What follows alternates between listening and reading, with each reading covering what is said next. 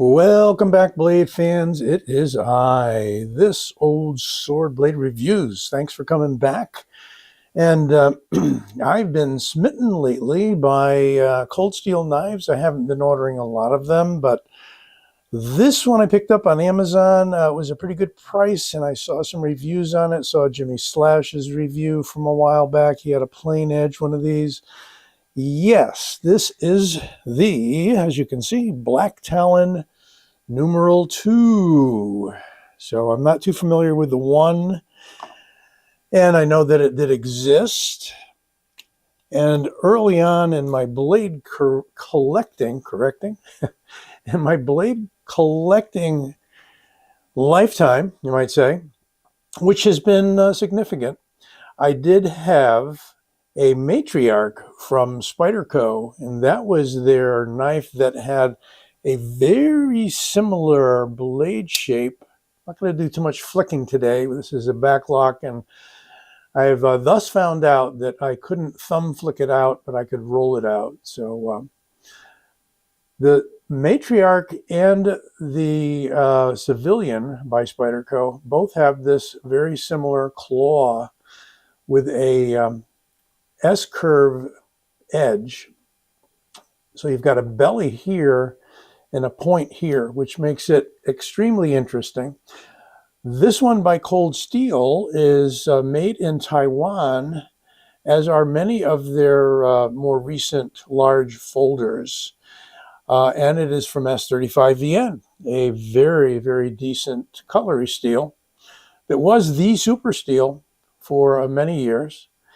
And still is a very good and stain resistant and hardenable steel. You're not going to lose the edge on this anytime too soon, because as you can see, it has Cold Steel's patented, I believe, serrations, where you have a row of 4 or 5 small teeth and then a gap. So you get this very fine, just touch it and cut kind of cutting ability, as well as your deeper serrations, which actually will last a bit longer, because the points are the first things to wear on a serrated knife, but with enough pressure you make contact with the inside of those curves, and they maintain their sharpness for quite a long time. Whether or not I'd ever go about resharpening this, that's a good question. We're not right now going to talk about it getting dull, because this has a single purpose. It's not a rug cutting knife. It's not a carpet cutting knife. It's not a tile cutting knife. It's not really a package opener, because you're going to go a bit too deep if you're not careful. It is a defensive sort of a knife, a last ditch, get out of trouble kind of a knife. And hopefully getting out of trouble won't get you in trouble. I hate to always raise the legal question, but this is going to make mincemeat from any soft target that you aim it at. We've got that, what you could call a hawk's beak point, but it's really more like a cat's talon. The very end of an eagle's beak, perhaps, has that same ripping sort of a look to it. And it's a big knife. It's a big knife. It's got at least a 4-inch blade. We're going to check out the dimensions in a moment. And it is extremely thin of G10 throughout the cross section here. It has the triad lock by Andrew Demko. Use the left hand.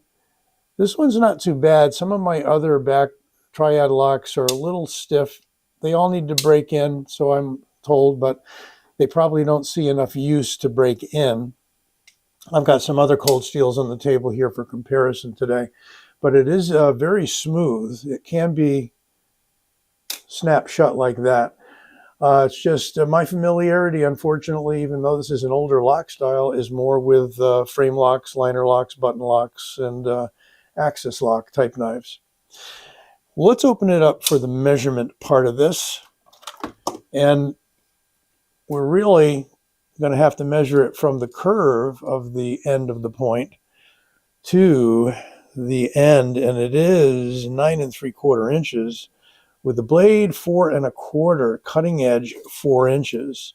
And that's hard to measure because you've got all these curves going on here. If you stretch that out, you probably get a 5-inch blade very easily. Other dimensions on this big boy. In inches across the handle, very thin, 0.40. I mean, can you believe that with a knife this size? Incredible. I'm going to grab the blade stock right there, and it is a 0.13 inches, and millimeters, 3.1 millimeters. So for the size of the blade, fairly thin blade stock, but not thin blade stock. Let's get the scale on. And we've got 4.85, call it 4.86 ounces, under 5 ounces. I mean, we're getting really close there to the ounce per inch, if that matters to you. It is not a heavy knife. You're going to pick this up. Box came in from Amazon. I felt the box and saying, wow, is there anything in it? Because once I ordered a Civivi, I think it was, and the knife wasn't in the box. Somebody ripped it off at the warehouse. Here's your branding. Heavy branding as usual on cold steel knives, although, you know, could be more. Microtech's probably got as much real estate on theirs, but they tend to subdue it a little bit. You can see the cold steel logo there, S35VN, Taiwan. If you didn't know it, Taiwan is an ally and is not a communist country. It is not PRC. It is not People's Republic. I've got plenty of those knives, and most of them are quite good. But if you want something made in the U.S., this is not it, but we're halfway there. Okay. I don't know if this knife could have been made for 95 bucks in the U.S. That's the thing. It has this platform on the top that is a thumb stud, if you want to call it that, but also a wave opener. Of course, the wave feature is a trademark of Emerson Knives. Not sure if that's still in effect, but we do need to give some credence, some respect to Mr. Emerson for inventing that, if only by accident, if you read the history. So Cold Steel's been doing a lot of these. In the hand, this is a 1-inch leftover knife for me. And no, there is no real safe way to choke up. I mean, you can stick your finger in there if you want. This dished out swale in the blade here that looks like it should be for your thumb is a little difficult to get to because you got to get over the plate there. But its real purpose is to create a void so that your pocket snags on that wave opener, and it does that extremely well. In fact, I think that's probably the best way to open this knife, because opening it with a thumb disc, you can try flipping it open, it will break in over time. Really not sure if this knife is on bearings. I'm suspecting not. I believe it's on washers. There aren't too many knives that are on bearings that are backlocking knives. Let's do a compare. You saw the box earlier. It's your plain brown bag version of a knife box, but heavily branded once again with the bold lettering and the contrasty photo of the knife from Cold Steel. They do show you a picture of the knife on the back, which is interesting, and the warranty, and letting you know that the knife indeed is sharp. And yes, can we verify that it's sharp? Let's try that before we get into our compare. What will this do to paper? Oh my God. The point will pass through paper in like a breath. It will rip. It has an edge that is not paper cutting sharp, but is definitely flesh cutting sharp. It is a chisel grind. So it's ground on one side and not on the other. That's in deference, I believe, to the serrations, which are not ground on the back side, but are only ground on the left side, the show side of the knife. Wicked, wicked blade, though. I mean, that was no effort to do that. And accidents do occur with these claw-style knives and karambits. You've got to be cognizant of where is the point. Well, here is another long and thin knife from Cold Steel, the Frenzy. The Frenzy is sort of a semi-Talon knife. It's got a little bit of a reverse curve there. It is long as long can be. It has a blade on this one of like 5 3/4 inches, and it is overall, for comparison to the Black Talon 2, it's 12.5 inches long. Oh my God. I mean, I'm going to need to back out a little bit here just to get the knife in the frame. There you go, though. This is a big knife. This is an XL big knife. And I know that Cold Steel makes them even bigger. I think they've got some 6-inchers out there. Maybe, hit my light there, maybe this one. Whoa, that is the full-size Luzon.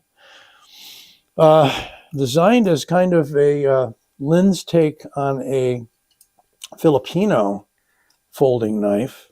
13.5 inches.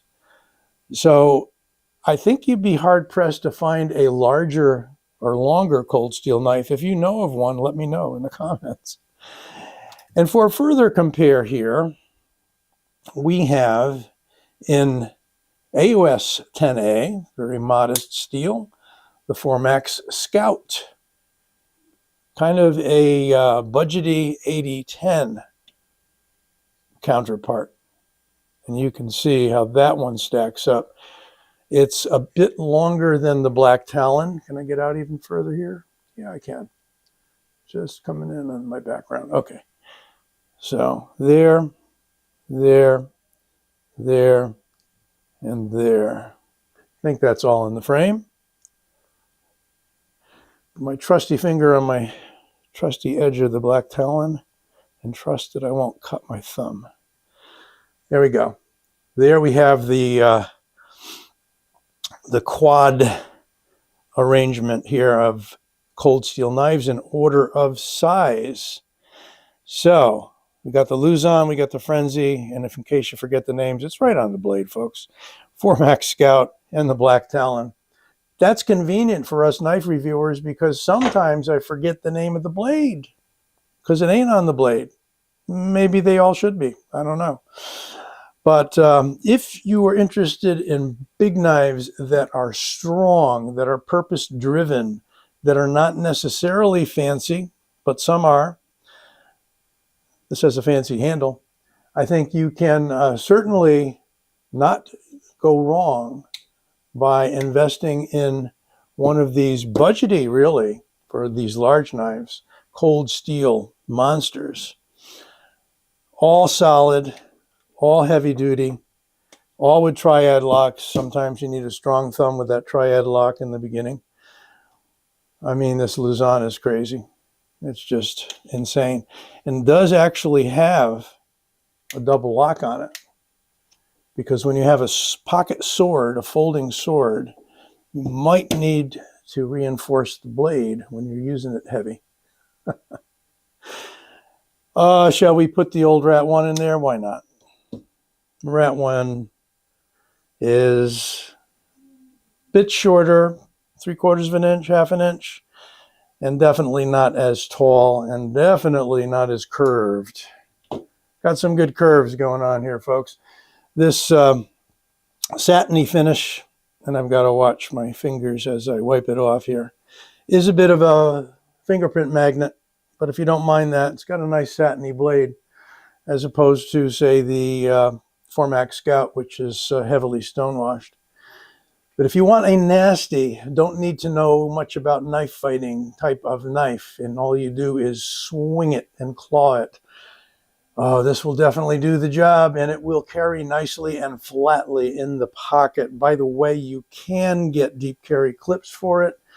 Go to Pop's Clips. He doesn't pay me anything to say that, but I've got some nice Pop's clips for a variety of my knives, and he makes titanium deep carry. Check him out on Etsy, I believe.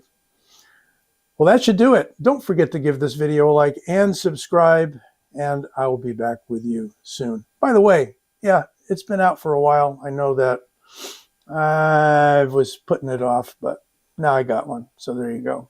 Thanks. I'll be back soon.